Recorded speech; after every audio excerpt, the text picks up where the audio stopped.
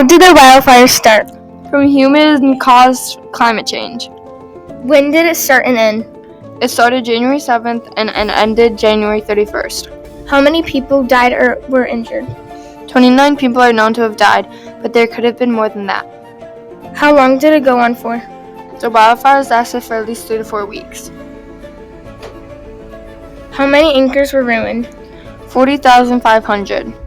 Can fires be started by themselves? Yes, because if there is too much heat going into the old wood or something like that, then a fire could start. How many people evacuated? Around 200,000 or more. What happened to pets? Animal control officers have helped evacuate pets and take care of lost ones. Were firefighters injured and killed in this action? One firefighter died in the line of duty. How many total people were affected? It affected over 19 million people and 200,000 people evacuated from it. Emergency responses, there was 80,543. There was a total of 398 wildfires all through California. There was 57,665 acres burned. And 29 fatalities.